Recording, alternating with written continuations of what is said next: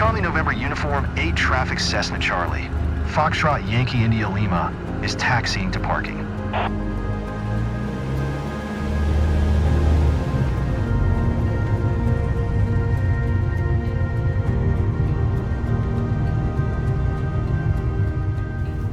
Hi everyone and welcome. This is the session where we're going to cover three different parts, three different videos. This first part you can see up here on the right is part one of career mode in Microsoft Flight Simulator 2024. This new simulator is gorgeous. There are some bugs to start, but you know, career mode's working great. There's a few idiosyncrasies that we can talk about, but a lot of us are having a ball with this. We're learning new skills. We're discovering different things to do with airplanes. We're discovering different kinds of airplanes and helicopters. And it's spending hours and hours and hours and hours. Tons of us are spending hours having a ball. And so let's go see what this is all about. The whole idea is to uncover what it is. And secondly, to talk about how real is it? How close to real? How simple is it? Is it easy? Is it hard? Third, what are you going to discover? What do you get to do? What is it all about? Really uncover the whole thing. First of all, many people come here for curiosity. Secondly, you come here to get my take on it because I'm a real pilot. How much does it relate to real flying? And third, you just want to get a handle on some of the problems you're having with career mode or the reason why your reputation or your money isn't coming in. And we'll talk about those things too, strategies. So at the end of each of these three sections, today is just part one, and I'm going to summarize at the end to give you some recommendations and to summarize what skills you can learn. And I'll emphasize the skills that are really important here when you take the lessons. This has been a huge step up from the lessons that were in 2020. 2020, I never recommended those lessons. I wrote my own lessons and I put them on Udemy. Udemy.com is where I have all my courses because the flight simulator fell down with its lessons. They just weren't clear enough. They were confusing. Many people took all those lessons, still didn't know how to fly properly. So, you know, this simulator 2024 addressed all of that and boom, gave us the lessons, the real lessons, the stuff that we really need. And I'm going to emphasize that and show you what that's all about. Let's get started with part one. Thanks for joining me. There's a lot of information here. We're first going to do the briefing and we're going to mix it in with some demonstrations as we go along so that you can see what it looks like, what to expect, and it will also help with your curiosity of what's involved in all of this. I'll give some recommendations near the end too. So we'll go take a look and see what's involved here in career mode in Microsoft Flight Simulator 2024. This session was aired and tested on a Tuesday night Twitch stream, which lasted about 2.5 hours. So we're going to make sure this session is not as long, and we got some valuable feedback and we had some great comments about it. And so that's what we've done, is refine it so that we can re-record it now for our YouTube channel. This is part one. Here's what we're going to be covering, you guys. Introduction to career mode. This is an excellent thing that's overlooked at first. People go, yeah, it's a game, you're going to get points and you're going to be on the leaderboard. But wait a minute, there are skills to learn in here, just like in real life. There are different certifications, different endorsements as you go along. You can choose whether you want to do fixed wing or rotor. You can do both, as I've done. So you can see in here, introduction, first of all, to career mode. What is it? And what's involved, and complete with demonstrations and recommendations. That's what we're going to be doing. Second on the list here, you can see certification. And that's where you take an exam. You pay money and take an exam. Well, it's like in real life, isn't it? All right, and that's the same exact thing in real life. You work towards a certification. The very first one will be your private pilot license for fixed wing. And we're going to go take a look at that and see how that works. Third on the list here, you can see specializations. Now, these will happen automatically as you do missions. So we're going to learn about missions. You can see that on the list also. What are the missions? What missions should I select? We're going to give you a strategy on how to handle that properly. Sample lessons give you a feel for that. I'm not going to go through all the lessons. It'll take time. You got to do that on your own. But I'll give you an idea of what is involved. What prompts do they give you? What do they really teach you? What can you practice? And I'll say right now, they are very well done. As a curriculum designer, as a person who also helped real flight schools with their curriculum management and how to keep students here longer instead of letting them quit. Those things from that eye, I can show you whether this is valuable or not. And I wouldn't spend the time doing all of this if this was a joke. I wouldn't spend the time doing all of this if this was just a game and it was foolish. So let's go see what's involved here, all right? And at the very end, now I do say wrap up and Q&A, which I did on Tuesday night, but there's no Q&A here. But I do encourage you to put your comments, certainly here in the video, or come to our Discord server. And here we'll put up a VR code right here that you can see. If you scan that, you can come to our Discord server and ask questions about anything to do with flying and simulation. And we have lots of people, CFIs, student pilots in real life, sim pilots, and a lot of people who will answer your questions for you, not just me. And that Discord server is full of a wealth of information, so it'll be cool. All right, let's continue on. Let's just get into it. So 2 tracks that we have, everybody. We have the track to the left and the track to the right. Why do we have to make a decision? Well, we don't yet, because the very first thing you have to do is right here in the center of the screen. The very first thing we have to do here is our private pilot license for fixed wing. Already, this has upset our Rotorcraft fellow flyers in simulation, because in real life, you don't have to get your fixed wing private pilot first and then go off to helicopters. Here, they make you do fixed wing in a fixed wing private pilot first. It's the only thing you can do to start. So here it is. If it's green like this one shows you, it means that I've already done it. All right, now I've got a lot more certifications now. I put in hundreds of hours now. So I'll show you what that looks like as we go along. You'll see that in part 2 and certainly in part 3 when we get into the outer edges of the certifications. All right, but this is the first thing you have to do. And this is where the real flying lessons happen. In other certifications, for instance, in your commercial pilot certification here, it's just an exam. They're not actually teaching you anything in there. All right. When I first did a video on this, I said there are no lessons. Well, that was in the Tech Alpha, you guys. And in the Tech Alpha, there weren't any lessons. And I said, wow, you just pay for an exam and they don't even teach you what a circuit is. Well, I'm happy to say now they do. In this one here, private pilot license, airplane, the lessons in there cover everything you need. And it's great. I'm going to say it's great. Now, it's not as elaborate as in real life. In real life, you got to have 45 hours of single and dual. And you also have to have 45 hours of ground school, and you have to have a written exam and a flight exam and pay all that money.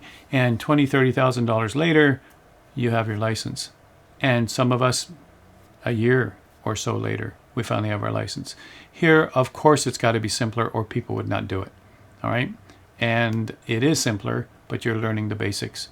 All right. And I'll also add in, you'll see this later on, you'll see me add in a classroom session where I talk about those basics, taking off, how to slow down before you get to an airport, how to descend without overspeeding, and how to land properly. All right, those are basic stuff you need to know for every single mission. You're going to do lots of missions. You got to know the skills. You don't just program and hit autopilot. All right, you've got to be able to know the skills. So that's what we're going to learn as we go along. So the first thing you do is you pick one or the other. All right, am I going to go fixed wing or am I going to go rotorcraft? Because once you get your PPL, the next step is which branch do you want to take? I've done both, you guys, because I like both. I have lessons on both. All right, and so I've done both just so that I can have some fun with that. And later on, missions with helicopter, rescue missions. I've rescued people on the side of a mountain. I've taken a helicopter and done crop dusting already. It's the fun stuff that I've done that I never did in previous sims is what has made it really interesting. But you got to get the certifications first. Now, you start with 5,000 credits. They're just using a neutral credit, money system called credits, right? You start with 5,000 credits. You can see that right up here. I've already spent 2,000 for my private pilot license. And now I have it. I passed it. It was just a circuit, really. But if you don't know what to do in a circuit, then you won't pass it. So, you do need those skills. And a circuit, a pattern circuit, does exercise all the skills. You're taking off, you're doing gentle turns, you're doing straight and level, you're slowing down, you're doing your base, your approach, your descent, a descending turn, and you're coming into land and doing a flare. You're doing all the skills that you need to know throughout your pilot training career. And so a circuit is an important part and a great test to see if you can handle it. Later on, as you get into turboprops and other higher performance planes, they'll have you do a circuit also. Now you got a screaming plane like the Caravan coming in for a landing. That thing just wants to fly. It just wants to go. So you got to be able to really control the beast. And that's something you'll get to see as we go along. So everyone has to start here. You start with Private Pilot. There are 14 lessons. I'm going to mention they're free. You don't have to pay anything for these lessons. They're free. It's important to say that. Because people go, oh, there's 14 lessons there with valuable stuff, Howard says. How much does that cost? You already own the sim. It's yours. And you can take those lessons as often as you want before you take the exam and learn the skills. So you can skip the lessons too. There are some people who wanted to go really fast through here and get up into the heavies. They just went straight to the exam, fumbled through it, just passed with a C, and moved on. And you don't have to tell anybody what you got. It's your personal mark. So that's good, but they didn't learn any of the skills of real flying. They're going to go on to the heavies, and they're going to program the FMS, and they're going to sit back and watch it go. And it's going to figure out climb speeds and descent speeds and all the rest of it. And quite honestly, airline pilots that I've talked to miss flying small planes, the real flying as they call it. So I'm not recommending you skip the lessons. I'm recommending you take the time and go through them and make notes. And then go into free flight and practice before you start doing missions. Or just do the missions and see what you get, you know. The check ride is a final practical. The cost is 2,000 credits. And if you pass, it goes green like you see here, and you can then move on to the next one. In here you can see the next one is only this one, the commercial pilot license, and we'll talk about it. All right. And after the lessons and your check ride, you can do missions to build up your experience and to build up your credits. That's the plan. All right, so your private pilot license airplane, here I got an A on it. I just went in and said, I've been a pilot for 30 years. I'm just going to see how well I do on the exam, and I'm lucky enough to get an A. I have gone through all the lessons, though, to see the value of them, all right, just to see what they are. And in some of them, like this one here that has a B, I was having trouble controlling the plane in the sim, and it wouldn't let me press enter when I tried. Now, these are some of the idiosyncrasies here in the first few weeks of the sim. These things happen where I'm sitting at a hold short area and I'm trying to announce that I'm going to take off. It prompts you and it says press enter. I'm pressing enter and it's not announcing. I'm pressing enter, it's not announcing. Put your cursor on the screen and pressing enter, and sometimes that does the trick. Nope, it's not announcing. So I just headed out to the runway and took off. And I got an infraction for heading out to the runway without an announcement. And so there are some idiosyncrasies in the sim still, in the first few weeks of the sim, that still aren't right, and they might affect your score. All right. In the helicopter lessons, and we'll get to those eventually too. In the helicopter lessons, I couldn't press enter and announce when I came in to go to parking. And I'm just sitting there just off the runway, and I said, I'm not going to sit here for an hour waiting for it. It's obviously not working right. So I just went back into a hover and headed down to the parking. Got an infraction. You know, another one, I couldn't control it very well sitting on a truck. You know, so there's things that will happen. And at first, those things, you just have to take the hit. All right, or abort the mission, whatever you want to do. Anyway, in here, all the lessons, these are valuable. They start out with sim controls, learn the basics of interactions and cameras, so you can look around the plane so that you can get to know what you have in your home cockpit and how it interacts. Quite honestly, I had to fine-tune the controls. Maybe I'll do a sidebar session just on controls, on how you should change the curves on the sensitivity so that you can have more realistic controls as you go along. But the way they are set up by default will work. And you just need the basic controls. And we'll get into some controls if you wish. So let's dive a little further here. Here are the 14 lessons you get with Private Pilot Airplane. These are very important. I'm actually very impressed. I was not impressed with 2020 at all. I didn't voice it very much. I don't like being negative. I just ignored it, stayed away from it, and did my own lessons. But here I have to say, you guys, this is excellent. Start out with sim controls, aircraft essentials, learning things like attitude. And here they're talking about pitch. Well, whatever attitude you're in, even in a descending turn, that's an attitude. So an attitude really is whatever state your plane is in. It could be pitching up to climb, it could be descending, it could be in a descending turn. Whatever it's doing at the time is its attitude. All right? It's not an emotional thing, you guys. It doesn't have attitude. But whatever you've put it in and trim it that way, you're now in a pitch up attitude, pitch down attitude, in your turning, those are attitudes also. So you notice in here, attitude, pitch, and then turns with, they're talking about roll and doing coordinated turns. You don't just turn your wings, you also put some pressure on the rudder in that direction to do a coordinated turn. If it's not coordinated, then you're slipping or you're skidding. All right, and skips and skids are something you learn in more advanced training, but you don't have to have that here for this training. So next they move on to power settings, the basics of power management, and that is important. You don't just give it full power and all the way from start to finish, especially when you're coming in to approach the airport and you have to slow down before you put the flaps on. A lot of people don't know how to do that. All right, and so these are important things to do. Review the skills learned so far. Good for them. Do a reiteration. There's a lot of basic skills in here that need to be reviewed. So that's the maneuver test. Now you learn pre-flight, taxiing. These are part of what you'll do every day in every mission. You taxi to the hold short line and stay before the hold short line before you get to the runway. When you come off the runway, you come after the hold short line to get off the runway, right? So keep that in mind. You notice here, take off, line up and get airborne, and they'll talk about rotate speed, 55 knots, landing, yoke management, landing, throttle management, and finally landing, combining both. All right, you're going to learn that valuable skill in landing, where you're going to control your descent airspeed with pitch. As you pitch up, you'll slow down. As you pitch down, you'll speed up. You're going to pitch until you have the right approach speed, in our case 65 knots with flaps, and then you're not going to push your yoke in or out at all. There's fine-tune adjustments, yes, but I've actually demonstrated as an exaggeration a landing without using the yoke. My hands are free.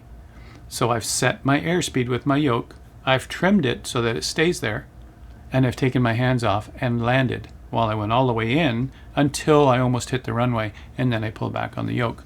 And that's how easy it can be. You wouldn't do that in real life. You would never take your hands off the yoke, and in the last 500 feet for landing, you don't take your hands off the throttle either, because you might have to do a go-around. And speaking of go-arounds, in all the missions, you can do go-arounds. If you come in for a landing and it's crap and it looks horrible and it's like, I am going to crash, you don't want that on your reputation. You don't want that in your mission. Just simply give it full power and do a go-around. A go-around simply means level off, get a positive rate of climb, take your flaps up one at a time. Take it up one and make sure you're back to positive again. Take it back another one until your flaps are all the way up, and then come back around and come in and land properly. And if that doesn't work, go around again. Just keep going around. Don't touch the ground.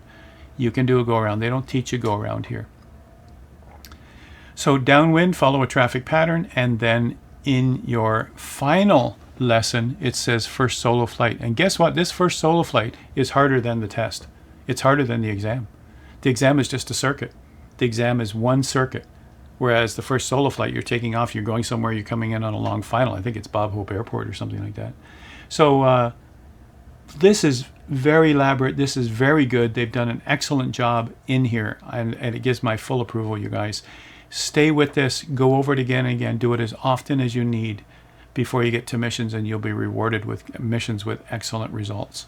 All right, and these are the skills that are missing in 2020, and the rest of us had to pick up the slack. And here's the navigation screen, which you won't look at, but you notice what they're focusing on.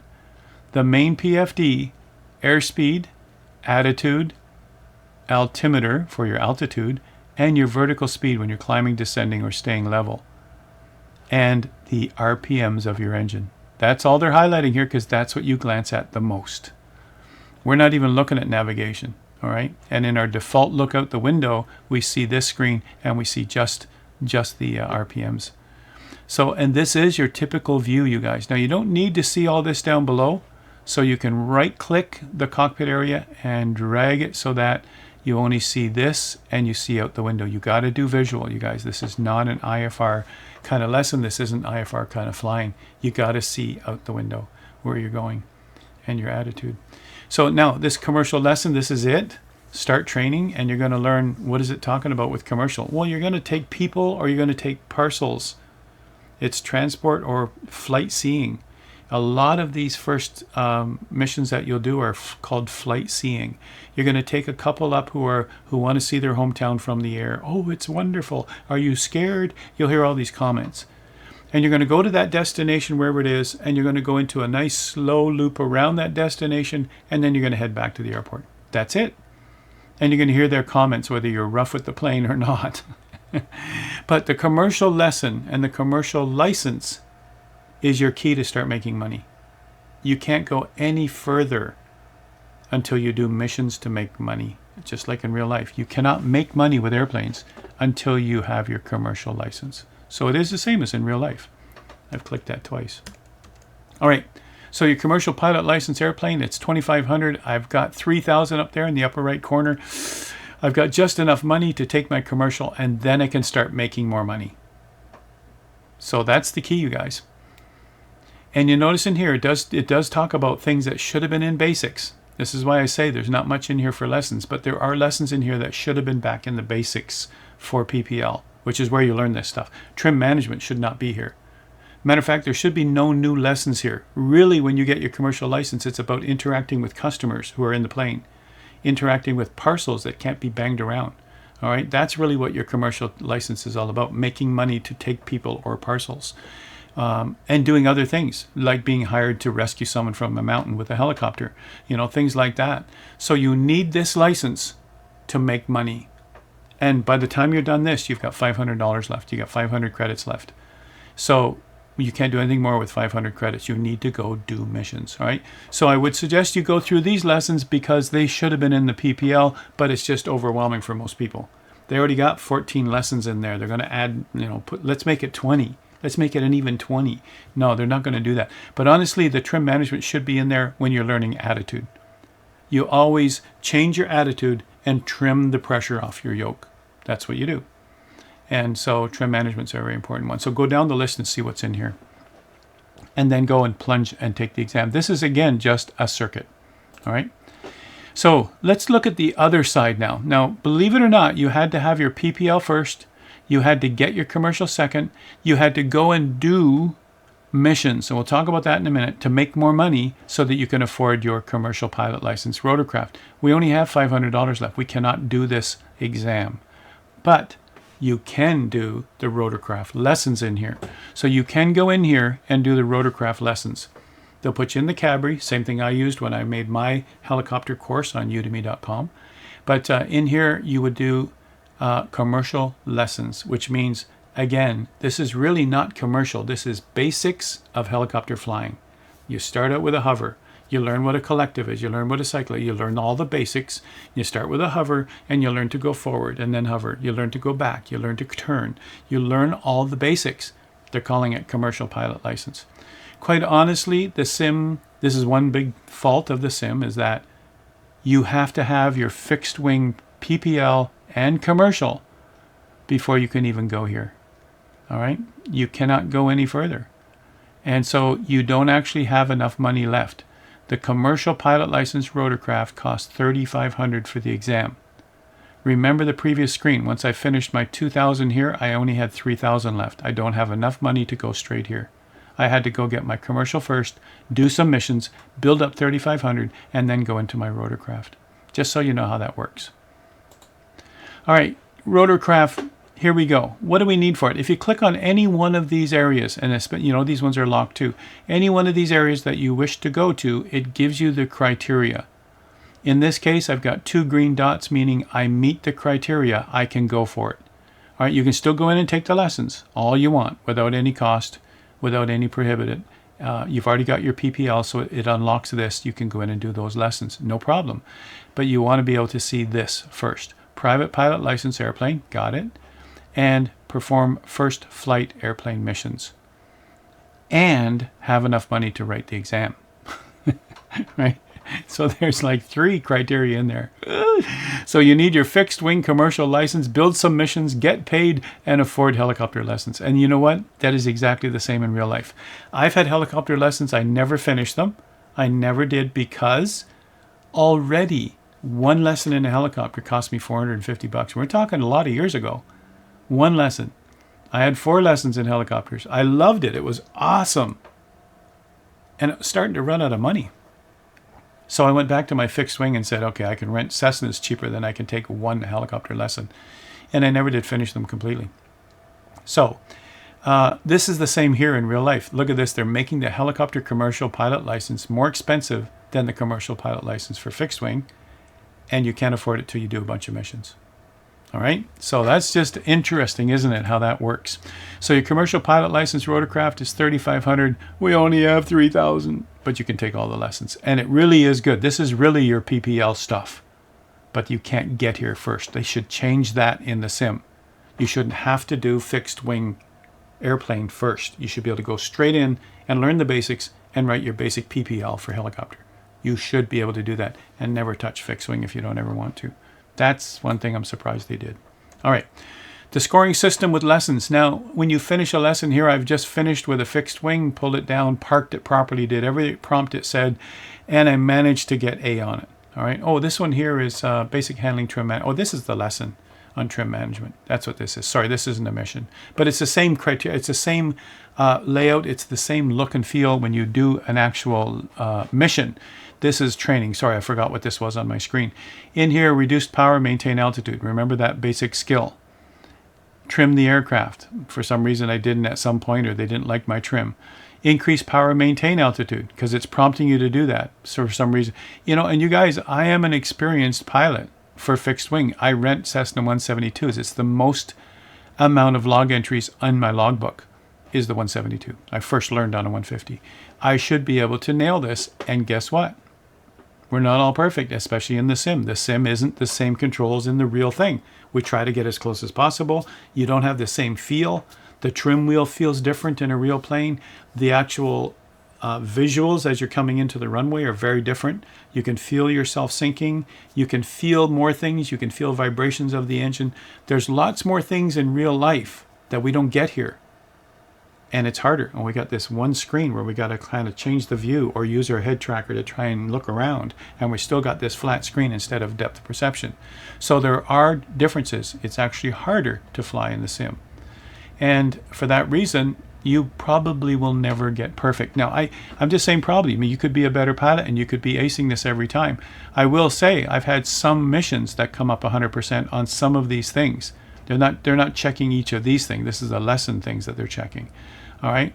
And in here, I'm very surprised. I'm always trimming. I've always told people, get a trim wheel. I have a trim wheel on my Bravo here. And so I'm surprised that for some reason it doesn't give me a bigger mark on that. But it doesn't matter. The point is, okay, I got a mark. It doesn't change your exam. It doesn't change whether you pass or fail the exam. This is telling you the areas you're weak in or the areas you should focus on. And you can even retry any lesson again. And I encourage you to do that. All right. Now, the scoring system, let me just come back a bit here. The scoring system, if you look down here, you can look at scoring details. You know, what's the criteria? What are they looking for here? And you can just go into that area. Reduce power, maintain altitude. It says set 2,000 RPM while maintaining 5,500. Well, I decided after these lessons that I needed to change the sensitivity curve on my yoke so that it was more curved, more of an S curve. And that made things smoother after this lesson is done. So, you know, you learn as you go along. And I'll add that in as a sidebar lesson here for this video. Or after this video, I'll add it in as a separate lesson on playing with your controls and getting them fine-tuned. Trim the aircraft, increase power, maintain, trim, you know, all this stuff is what they're looking for, and they're telling you exactly what they were looking for.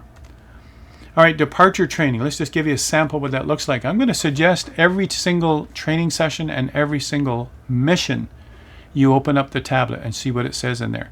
We're starting at this airport. We're climbing. Here's our direction. This is good to see this, you guys. It's like a flight plan. It's really a nav log, but it's like a flight plan. And when we learn dead reckoning and pilotage, they will want you to start the leg of your journey for however long it says. This leg of the journey is 13 minutes. During the climb, maybe that's 13 seconds. Let me think about this, minutes and seconds. 13 seconds, I'm not going to start the clock. But if this were a longer journey, if we were doing, well, here's a direct in here for another 13 seconds. But if this were a mission, this would be a longer journey in the middle. And if it said 23 minutes, you would typically start your timer. And when your timer comes up on 23, you should be seeing that next fix. All right, this isn't the best example to show you here. I'm showing you a blank area. But you can use this to your advantage, and you can also click back here and get a visual of what's going on, and moving that visual can be in the tablet. You can also pop out the tablet and move it off your screen to another screen if you have one. All right, so here we see my departure training. Oh, lucky enough, I got 100% on each one. And I say lucky enough, you guys.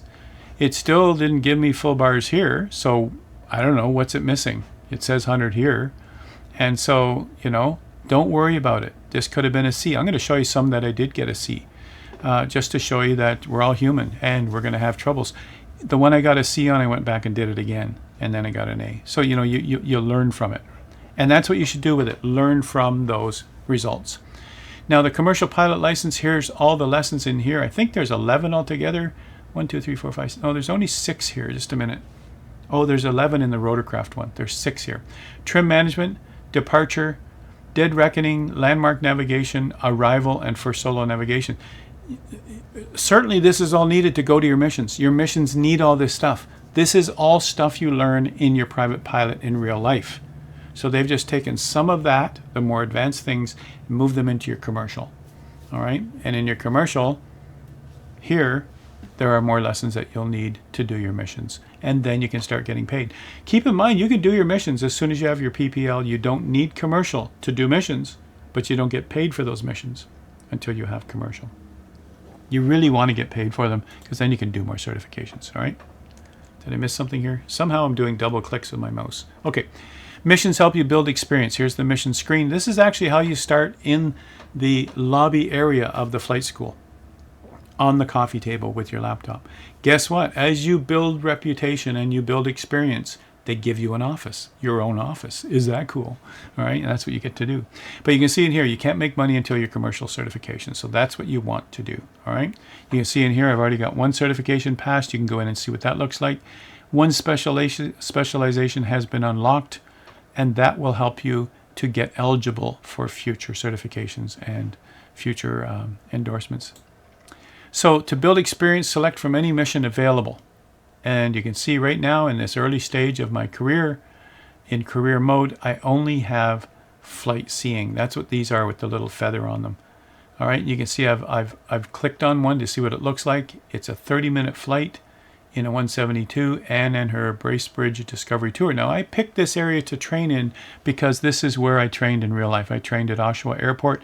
I actually trained at Toronto Island to get my license, moved up and rented a lot at Buttonville, and then moved over to Oshawa now in real life. So I started here in career mode in an area that I'm familiar with. And as I started flying people around, I recognize the cities and towns, and I even fly into Toronto Island Airport, which I know very well. Most of my log hours were here before I started going other places. And I've been down, certainly been down around the Niagara Falls area down here, and I've done discovery flights with friends so that they can see the falls from a few thousand feet. That's a very common one. I can't go straight across. I don't have a twin-engine plane. I'm not going to rent one. They're too expensive. And I don't have all the life raft and everything inside these little planes. So we got to stay within gliding distance of the land. Anyway, that's why I picked this area. So you grind away at these things to get more money. This one's probably a $600 to start with. All right, a sample mission. Here we go. First flight, Guelph sightseeing tour with Jessica. We're starting out from, looks like Downsview. And from Downsview, we're heading to Guelph. Maybe it's Pearson. Let me see here. CYKF. I don't remember what that is. And we're coming back to the same airport. But we're going over to Guelph. Guelph actually has its own airport too. Matter of fact, my flight instructor back in the 90s, she was from Guelph, which is to the west of Toronto. All right, so you can see in here, it gives you all the information you ever need. Distance and fuel, everything's all set up for you. You just have to say accept mission. Now, I do recommend you go to FreeCam, you look around, you zoom in, you get down there, use your Xbox controller to go and see what's all about, and then click on Accept Mission. All right, so missions, we'll do more of those. We'll show you samples of those. I'll take you through a live video of one of those as we go along, but I'm giving you the basics to start to get you going in career mode. That's what the purpose of this part 1 is. Here we see the commercial pilot license for Rotorcraft. It's got 11 missions, or 11 lessons. You can see in here, get to know your cabri right here. Basic maneuvers. This is all stuff that should be in a PPL for helicopter. All right. The collective. What is it? Well, that's how you actually raise and lower the helicopter from the ground. All right. Anti-torque pedals. They're not rudder pedals. There's no rudder. There's just this back set of tiny rotor blades that will keep the back from spinning around, and those are called anti-torque pedals. The cyclic is the stick in your hand, and hovering flight is your first real lesson. You learn to hover a few feet off the ground, somewhere between 2 and 8 feet. All right. Take off and climb. Now, how do we do that? You can see they put the nose down and they start going forward. Perfect. And maintain your altitude as you go. Same with approach. You're coming in on that angle, but you're going to level off and eventually descend and eventually stop in a hover. All right. Now, helicopters that have skids on them like this one does, you never skid them across the ground. If you're on the grass, you certainly can, but you try to hover and then touch the ground. So you always start in a hover before you take off, and you always land in a hover, and you always taxi in a hover. It's called hover taxi, all right? You don't scrape the rung, you don't scrape the skids along the pavement.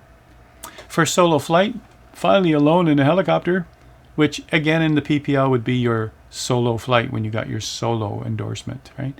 Rapid deceleration. I like these last two. These are good that they add these in because you may have to do them.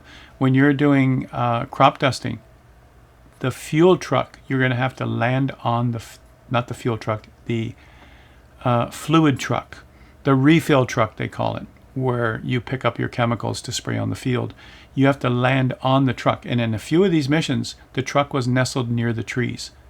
And I edged in closer, a little bit sideways, while I'm hovering, a little bit sideways, and put the rungs on the truck with my rotor blades just about touching the trees. The first attempt, I got a touch too close, boom, I hit the tree. The trees are now objects here in this sim. And you can't fly a helicopter into trees. You can't fly an airplane into trees either. So the rapid deceleration is great if you need to do it in an emergency, a quick stop maneuver, and a confined area, which is important too when you got this tiny little area, like when you're doing a rescue on a mountain. There were trees all around the person, which is a good idea. They're waiting for rescue and they're keeping shelter within the trees with their little tent and their orange smoke, and you're trying to get your helicopter inside those area of trees to pick up that person. These are all skills that will come back later and help you to do great missions.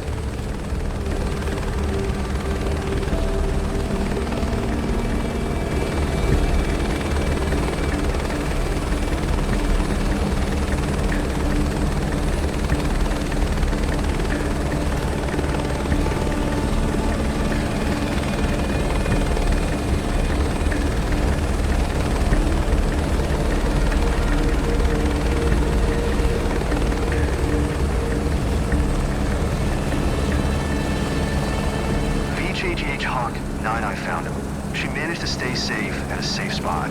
Coordinates 36 south, 147 east. Target in sight. Let's get ready to extract her. Transferring now. VHAGH, extraction ready. We're ready for takeoff.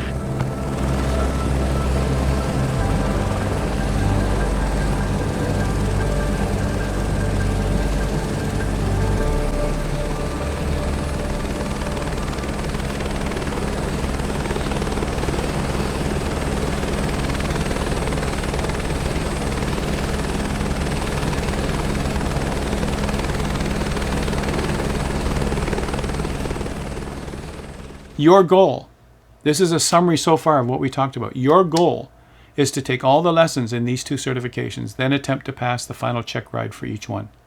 All right, and there's all your money you have, except for 500 credits that's left. All right, once you have your commercial, you can get paid to fly, and you'll do missions to build up funds. You'll do as many of those as you need to get the next certification or to move on to some other endorsement. And if you fail a certification, you can do it again. Once you pay for it, for instance, I've just paid 10 grand to go and do this certification, and I fail it, I can go back and do it again, until I pass it. All right. In real life, they would take you back out with an airplane or a helicopter, and they would focus on your weak areas and let you practice. And then they won't let you write the exam or go for a check ride until your instructor says you're ready. So in real life, you can't just hammer away as many times as you want until you finally get it. But here they do. They want to make sure that it's not too hard. All right, next steps. Now take a look at the here. I took some time to make this, you guys. I spent a lot of time on this. So here I am now broke. 500 credits is all I have. I can't do anything more. I can't even go get helicopter certification. So I'm going to have to do some missions. Now, to get any of those, to give you a goal, to give you an idea, why am I going to keep doing missions? First of all, the missions are fun. maybe at first they're not. You're taking people out to let them ooh and ah at the scenery and bring them back and land. I mean, that's not too exciting. After a while, that gets pretty boring. So you want to do other kinds of missions. So you will want to go and get other certifications or endorsements. And you can see up here what I've done is I've clicked on each one, taken a picture of it, and then now I've put together all of these certifications into one area so that you can look at it. You can see in here a night currency right here. Night currency. I still don't have that one yet. What I've done so far from here, I've gone into instrument rating. I've gone into high performance endorsement. That's it. Later on, I can get into tail wheel, night currency, multi-engine. I mean, you can pick those up later. They cost more money. But for now, high performance endorsement means I can fly faster planes and I can have missions that pay more. All right. my IFR means I can fly through clouds. You can't fly through clouds with just a PPL, like in real life. You cannot fly through clouds until you're IFR rated. All right, until you got your IFR rating. So your instrument rating is what I picked next. So this is a great picture. You might want to snapshot this. It's a great picture of what it costs for each one, but you can do this live. You can go in and just hover on each one of these to see how much they cost and how to get to it. Take a look at the price above each one. Your instrument rating is 10 grand. I've got to go now do missions and build up 10 grand. And then I got my high performance endorsement. I think I got this one first because it was only 5,000. But I had to do a lot of missions to get that. If I'm doing missions at 600 credits each, how many do I need to do to get to 5,000? It's one of those math problems, right? And then I can start making more money. So here's missions here. First flight mission, Philip and his Collingwood Discovery Tour. That's the Elvis area. Elvis is there every year for a concert. As a matter of fact, they have an Elvis look-alike contest where hundreds of Elvis show up in Collingwood, Ontario, Canada. All right, so Collingwood Discovery Tour. And this contract will pay you 600 credits if you are successful with this mission. That means you got to take off, get there, go over mountains if there's mountains, and you got to land properly. All right, and then you can get paid. Your first paying mission as a commercial pilot, and they will not pay much. So you go fly it, get it done. Fly it, get it done. And you can use autopilot in your missions, you guys. Some people even speed up the sim. Do that if you wish. This is part of building skill and building experience. So you should experience the whole thing, even if it's a long drawn-out flight. Eventually, you can move into Rotorcraft. In part 2, we'll get into more of the Rotorcraft and show you what's involved in there. But as I mentioned in here, many of you will want to pursue your Rotorcraft commercial. You'll need 3,500. So out of all of the ones I just showed you on the previous screen, 7,500, 10 grand, 15 grand, 5 grand, 5 grand. So all of these are more expensive than your commercial for rotor pilot. Commercial for rotor pilot's 3,500. So you can get to this number first before you get to any of these numbers. And you might end up doing that and working your way with missions with helicopters so that you can start unlocking more certifications. So there's my 3,500 for the exam. All right, my recommendations as we finish part 1, and we'll do some demonstrations too, just so you can see how they go. One of the things I want to show you that will follow after this will be the basic skills, which is really a recap of what you're going to learn in the combination of your private pilot and your commercial. The basic skills to do the missions. Learn those basic skills. I'm giving you the simplest part so that you can be successful, all right? I'm suggesting you go to free flight, not the career mode yet. Go to free flight, pick the Cessna 172 and test your home cockpit hardware, and then tweak the hardware if you want. You can tweak the curve. By default, the curve is diagonal. Well, from your point of view, it would be diagonal this way. And what you really want is you want to flatten out that middle part a little more so that your controls aren't jerking the plane around. And that will actually make your plane smoother. And if you do the extreme of your yoke or the extreme of your stick, then it will go to the sharper one. So that's something, you know, I can show you in a separate session, a real short session to show you that. Do the same for the Cabri helicopter if you're going to fly that. It really is tricky in the new sim. I find it much easier in the old sim to fly helicopters, and in other sims I've had in the past. This one has been a real challenge, and it really is humbling. I wrote the course on helicopters on udemy.com for simulator pilots. And some of those videos too, I did first takes, and some of them were a bit rough. I left them in. I said, you'll have rough takes too. And then I'll probably redo some of those here in this new sim because the aerodynamics are even better. Pick your training airport. Choose a familiar place. Not all airports are available, and you will know the land around it and navigate easier. I had to go to Guelph. I had to go to Toronto Pearson. I had to go to Toronto Island Airport. All the places I've been to in real life. I even know the circuit procedures in all those airports.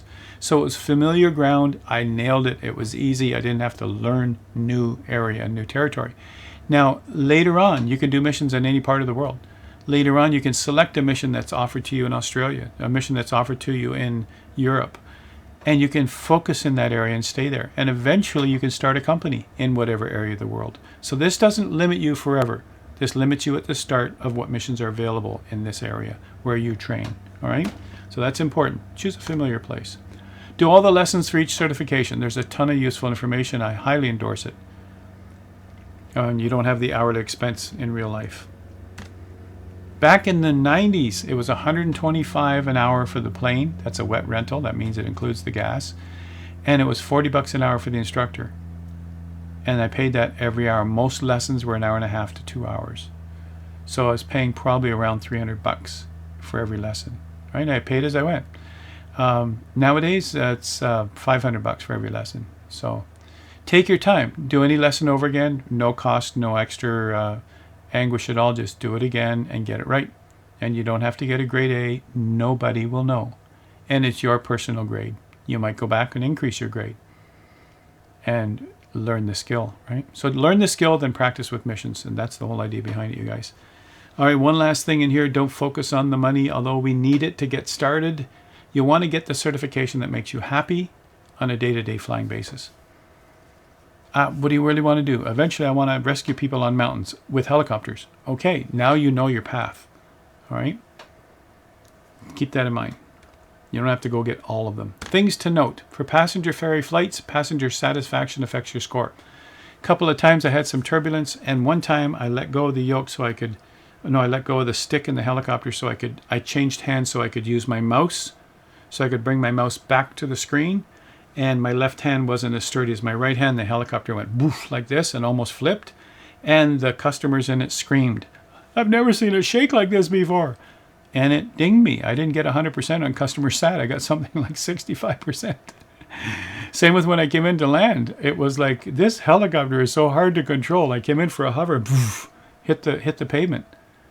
And it's like, oh, you know, some kind of fun sound effect from the passengers.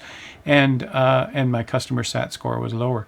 Now, the same thing happens with parcels, believe it or not. I'm now focusing at this point, you guys, with all the hours I put in now, I'm now focusing on my company where I can make a lot more money. And now I'm doing cargo, transport, because they don't complain. But also because, you know, cargo too, if you really fly your plane roughly, and I've tried a couple of 90-degree turns and pulling on the yoke and doing a really tight turn, and man, it said my cargo wasn't handled delicately enough. You got to do gentle turns with cargo because in a Cessna, there's no cargo hold. It's just piled in the back seat, piled beside you, piled in your front seat, and it's not even secured.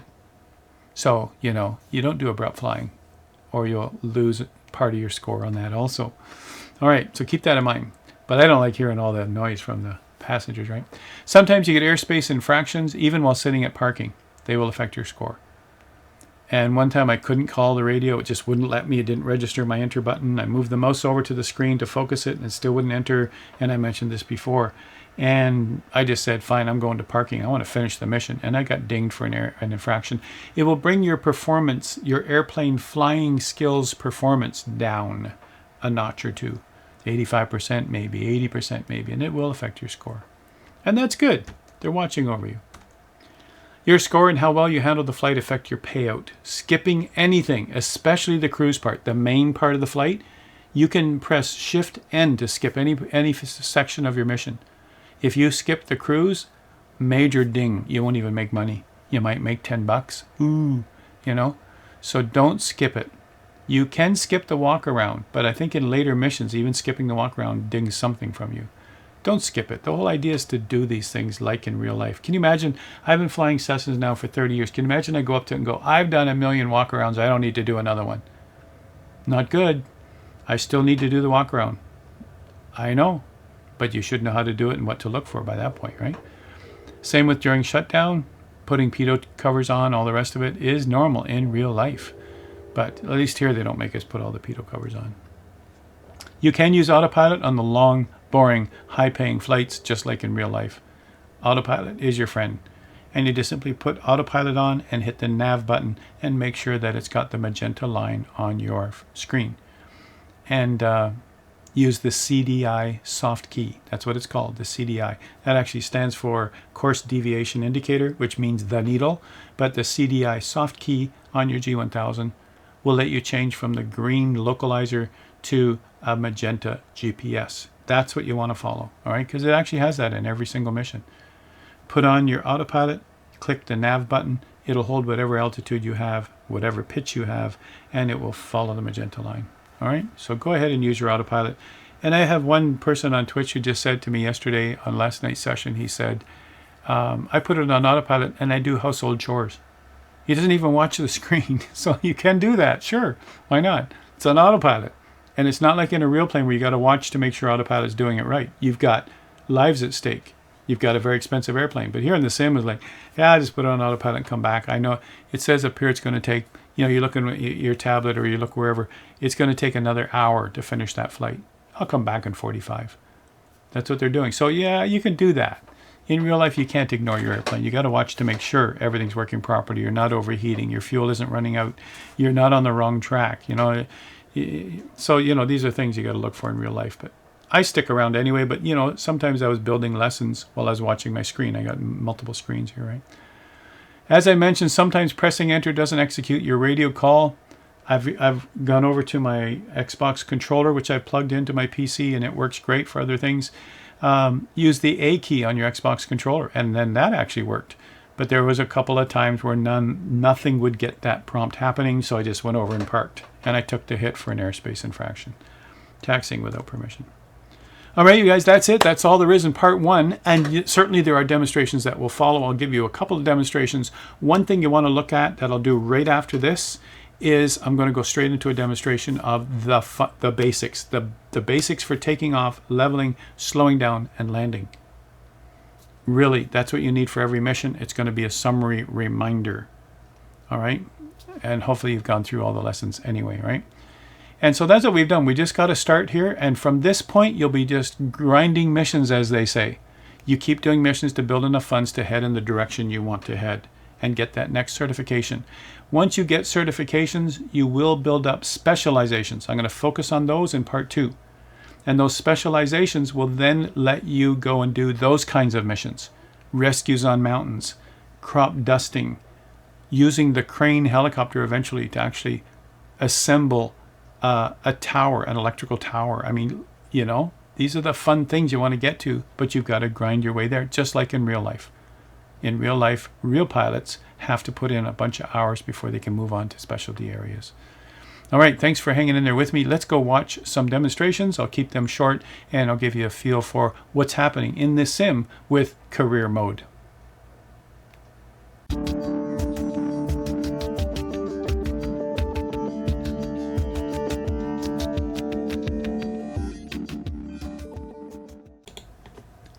So some of the skills I'd like to demonstrate here that you'll see in the lessons, and the basic skills you'll need for all of the missions.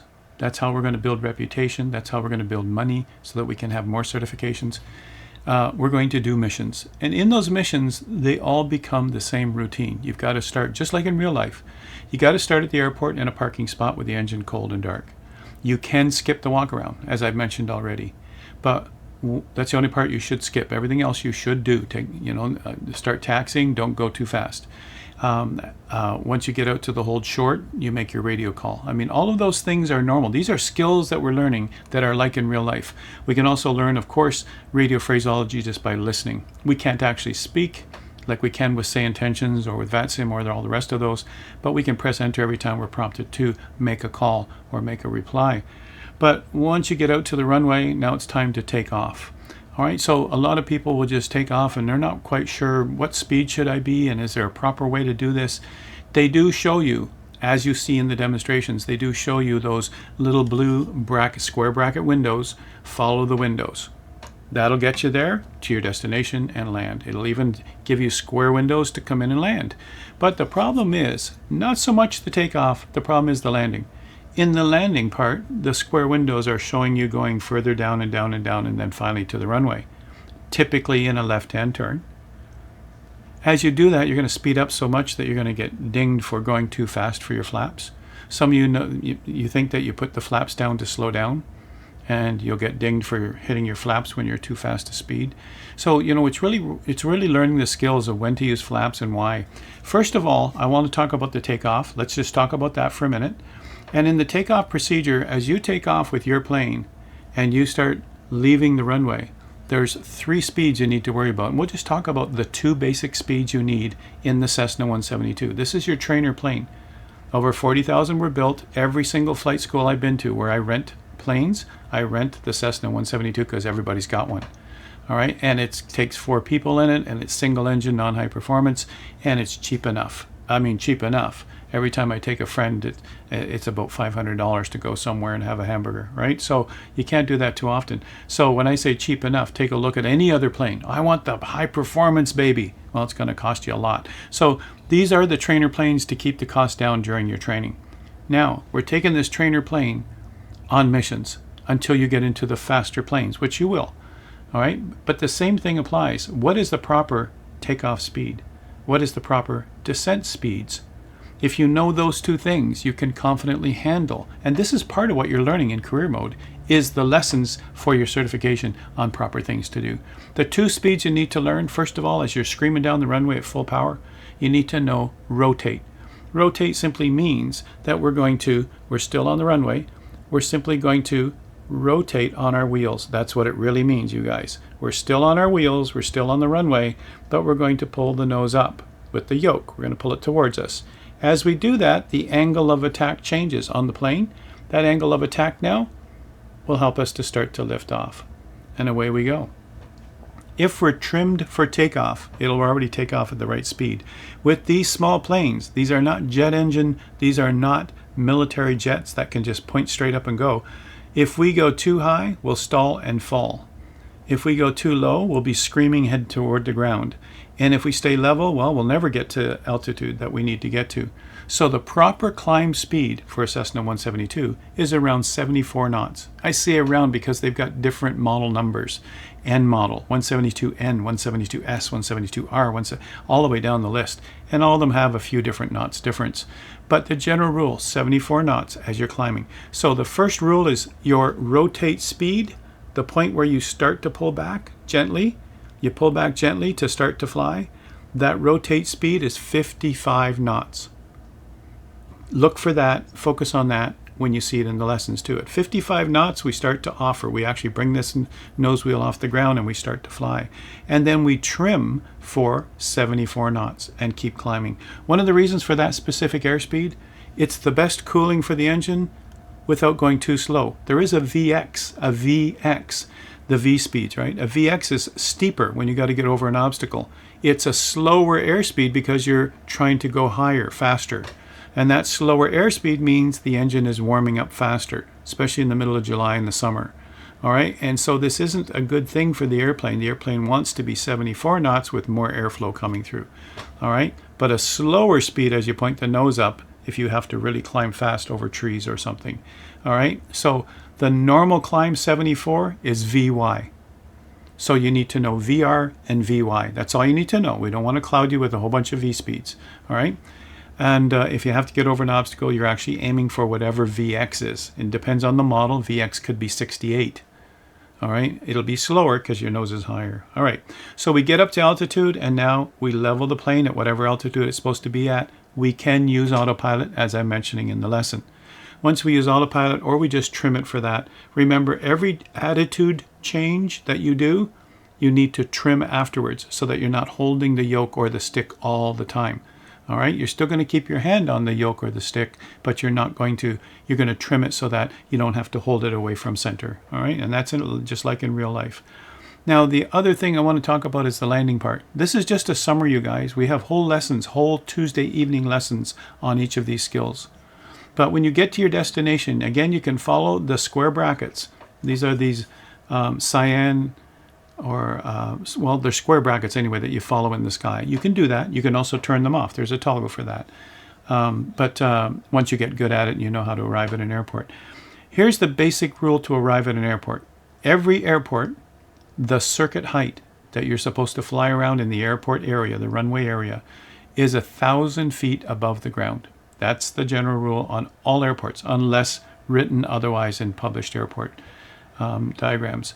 So 1,000 feet above the ground. So all you have to do is look in Little Nav Map or look in SkyVector or wherever else you source this, or your tablet that you have in the plane. Find out your destination airport ahead of time. What is its elevation? Now you could just follow the square brackets and it'll get you there. But it's good to know ahead of time, because here's the easy part. When you get to an airport, fly over the airport, do a left turn, and left turn to land. That's your typical left-hand pattern on most airports. If you do that, even if square brackets have you going in circles and then around and then down and then whatever the square brackets are having you do, if you do that straight overhead the airport at circuit height, if the airport's 250 at the runway, then your circuit height is 1250. All right, come across at 1250, you're joining downwind. Downwind, you're parallel with the runway and you're slowing down. You're going to put flaps on while you're level. I can't stress this enough. All right, many people put flaps on after they start heading down. They go, oh, I'm going too fast. They put flaps on. In a real plane, you'd wreck the flaps. There's a flap speed. It's 83 knots in this plane, in this sim. All right, and that's like real life. So you have to be slow enough to be able to apply the flaps before you start descending. Okay, and that's an important point right there. Let me reiterate. You're going to be straight and level, parallel with the runway. The runway's over here. You still haven't come around to land. You're going parallel with the runway circuit height. You're going to pull back throttle, but you're going to keep the altitude. You'll end up looking a bit more like this. You're staying at 1,000 above, but you've now slowed the plane down below 83 knots. You apply the first flap. Just one. That's 10 degrees of flap. As you make the turn where the square brackets are at first until you learn, as you make the turn from here, you could put on your second flap just to make sure you don't exceed the speed, because now you're going to point the nose down. And you got to make sure you don't go above 83 knots. As a matter of fact, you should be around 74 knots once you slow down with one flap. You should be around 65 knots when you slow down with two flaps. And while you're still in the flap range, use full flaps if you want. That's what they're for. As you're coming into land, you should be 65 knots on your way into the runway. 65 knots on the way into the runway. They're not going to penalize you if you're a bit fast or a bit slow. Just don't go too slow and fall out of the sky. 65 knots. You'll get it. You'll get around that range. You'll see it. Use full flaps if you have to. As you get to the runway, you're going to flare. You look at the numbers at the start of the runway. Look at the numbers at the start. When the numbers disappear under the nose, you're going to pull the nose up and land on the main gear first, and then you're going to settle. Just let the front settle. Don't let go of the yoke. Don't let go of the stick. Let the front settle. As the airspeed bleeds off, the front has to fall. And that's a nice, gentle landing. You'll get really good at that. But even those of us who've been flying for 30 years in real planes, those of us who've been flying in the sims for years, we still have bad landings. We still have landings that are a bit... Sometimes we land on one wheel because we're doing a crosswind descent. And it's kind of rocks like this when we land. Sometimes we land hard because we didn't do it right. And sometimes we land and get that nose down too soon. That's hard on the nose wheel in real life, right? So they will ding you in career mode for bad landings. You'll just take some off. You won't get as good a reputation. You won't get as much money because you had something wrong in your flight. That's fine. Don't worry about it, right? We'll get better at this. So the best thing to do is to go into free flight and practice what I just taught right now. That's your typical approach to any airport. Come in at circuit height, cross over the airport, turn left, do a downwind, do a base, do a final, and by then you're nice and slow, and when you touch down, you can do a nice gentle kiss. That takes skill and time. In real life, some of my fellow student pilots back in the 90s, in real life, some of them spent $4,000 and $5,000 on repeated lessons until they could finally land. That was the one thing that almost made them quit, and some of them actually did quit. They said, I can't keep pumping money in here and I still can't land a plane. And so it's going to be that hard for a lot of you. It's hard, the concept of, if you don't even use flaps, the concept of coming down to that runway, you'll keep gaining speed to the point where you're screaming in there. Now, if you got a 9,000 foot runway, you could flare just above the runway and bleed off speed until you can finally land. You could. And once you know how to do advanced flying techniques, you can use cross controls to do side slips coming in. This is what it looks like coming into the runway. It would be like this and like that. You're using the body of the plane to help slow you down. It's an abnormal feeling and it's not good for passengers, but you can do that. There are some planes that don't have flaps. So these are advanced skills. In the sim and career mode, they don't even teach that stuff. So you're going to be using a flap normal landing. Use all the flaps if you have to. All right. Hopefully that tidbit right there for taking off, for approach to landing, no matter what kind of squiggles are there or how many windows are in front of you. Now what do? I got to get down to that runway. Come in at 1,000 feet above. Do your left turns. Do your flaps. Slow down flaps. Come in. Do final. Don't forget though, on the final, you always have to make that radio call also. It'll prompt you in the corner, radio call to say you're on final. All right, always. And if you miss that, they'll ding a little percentage off your performance too. All right, so those are things. And don't worry if you get dinged for performance at first. You'll get better at this to the point where you're starting to really ace these flights. But these are the skills we're learning, and it's fascinating because these are real life skills in real planes. And they're teaching us that, and they're checking that on every mission. Pretty cool.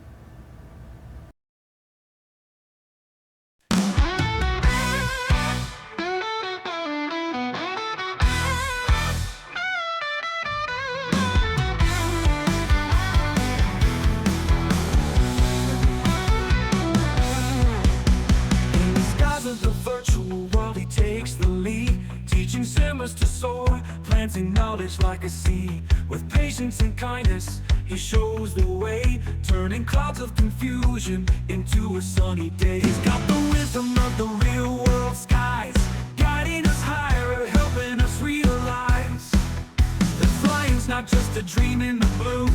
With Forder by your side, you can make it true. Fly with Forder where the knowledge flows, through the winds of wisdom where the passion shows. He's the captain of kindness, the teacher we need, helping every simmer take off and succeed.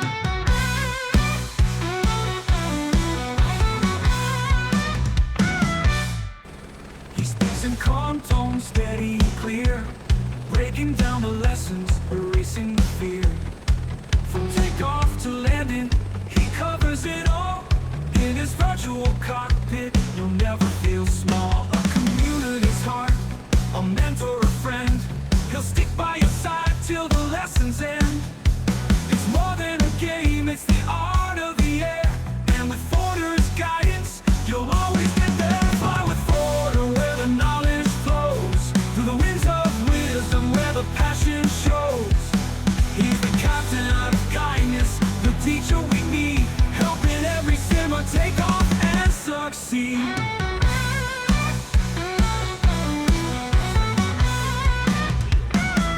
From the first cold start to a perfect glide, Forder's dedication is our joy and pride. In every stream there's magic to find, a passion for flying and a heart so kind. Fly with Forder where the knowledge flows, through the winds of wisdom where the passion shows.